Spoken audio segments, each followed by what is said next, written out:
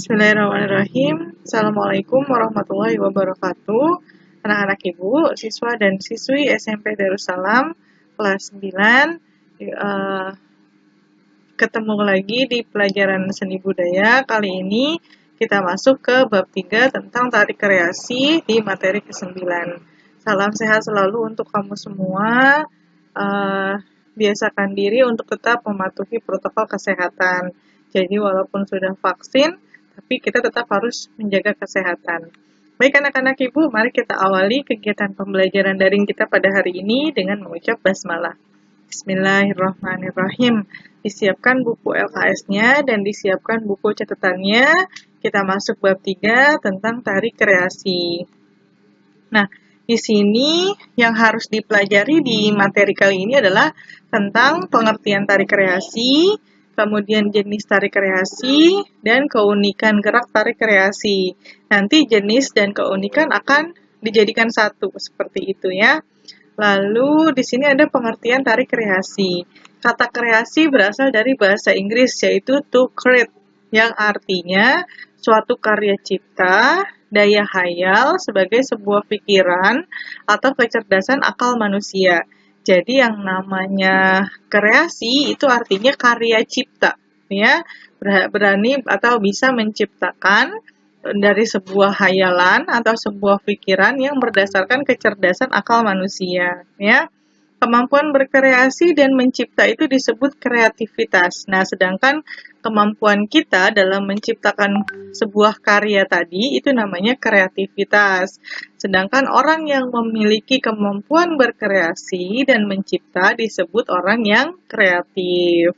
Nah, orang yang mampu mencipta atau menyusun tari, jadi kalau dia kreatifnya di bidang tari, maka disebut koreografer, ya, kalau dia ahlinya di bidang tari. Nah, kalau dia hasil dari susunan koreografernya itu disebut dengan koreografi. Jadi orangnya disebut koreografer, hasilnya disebut koreografi. Lalu apa sih yang membedakan tari kreasi baru dengan tari klasik atau tari tradisional? Di sini kamu harus paham dulu. Tari klasik atau tari tradisional adalah tari yang lahir di lingkungan keraton, hidup dan berkembang di zaman feodal, dan diturunkan secara turun-temurun di kalangan bangsawan. Jadi tarian ini ada, tapi hanya di kalangan bangsawan, ya.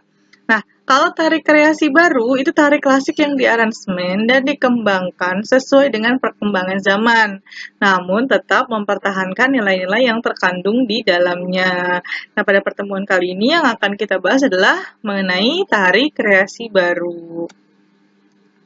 Nah, ada contoh tari kreasi. Yang pertama namanya tari nguri, yang kedua tari merak, dan yang ketiga tari kupu-kupu. Sebenarnya ada banyak contoh tariannya, namun di sini Ibu hanya membahas 3 jenis tarian gitu ya. Nah, ini contoh sedikit gambar mengenai tari nguri, lalu ini tari merak, dan yang ini tari kupu-kupu. Oke, kita bahas satu-satu ya.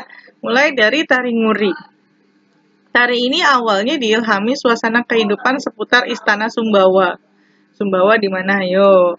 Ketika raja ditimpa duka beruntun, beberapa wanita datang menghadap dengan tujuan menghibur, melahirkan ucapan yang lembut yang dikenal dengan istilah kuri atau nguri. Jadi kata kuri atau nguri itu diambil dari bahasa Sumbawa yang artinya ucapan yang lembut. Ya, nah dewasa ini tari nguri dijadikan sebagai tari penyambutan tamu terpandang seperti dari pusat atau dari kota gitu ya. Misalkan ada pejabat datang. Nah, pada tari ini terdapat gerakan khas antara lain gerak tanak, namanya gerak renat, linting, basa lunte, dan lain-lain yang merupakan gerak tari Sumbawa. Jadi ini gerakannya ya. Nanti kalau ditanya apakah keunikan gerak tari nguri? Nah, di sini gerak tari nguri itu ada gerak tanak, gerak renat, gerak linting, gerak sere, dan gerak basa lunte. Seperti itu. Nah, ini contohnya. Ya, di sini ada gerak yang pertama, gerak yang kedua, dan ini gerak yang ketiga. Ini salah satu contoh dari tari nguri. Ya. Lanjut yang kedua, namanya tari merak. Tari merak pasti sering dengar ya.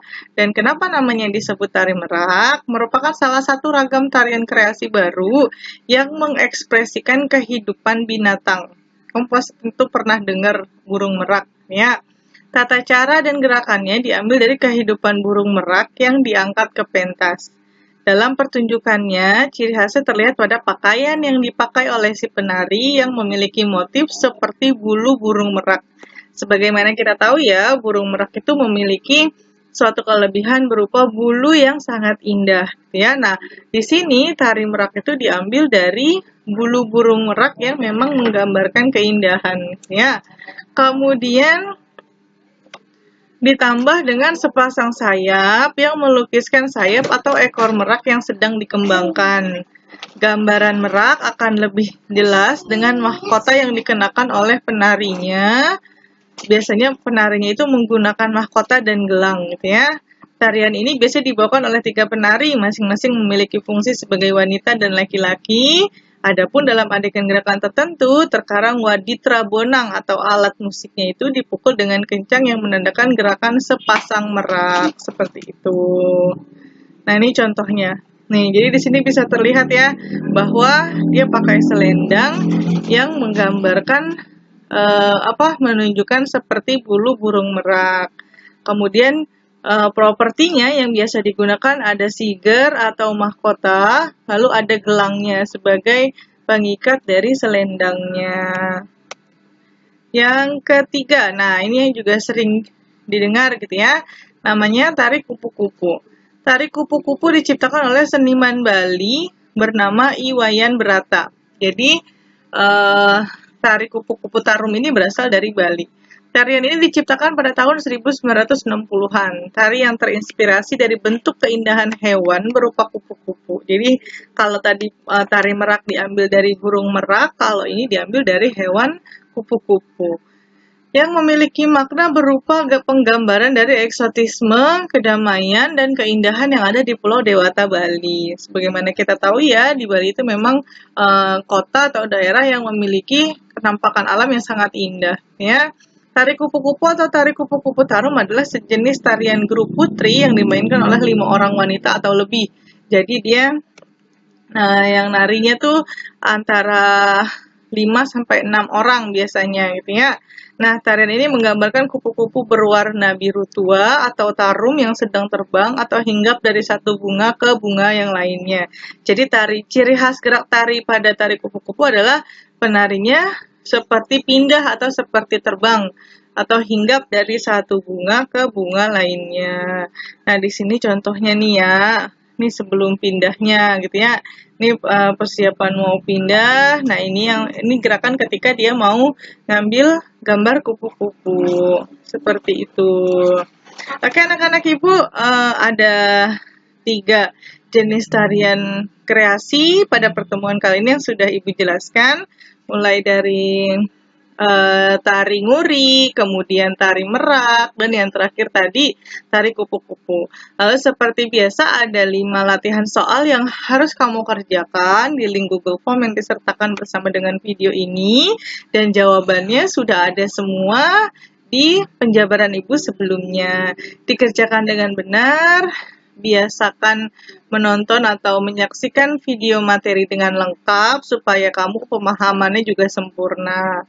Sukses selalu buat kamu semua, tetap jaga kesehatan. Terima kasih. Assalamualaikum warahmatullahi wabarakatuh.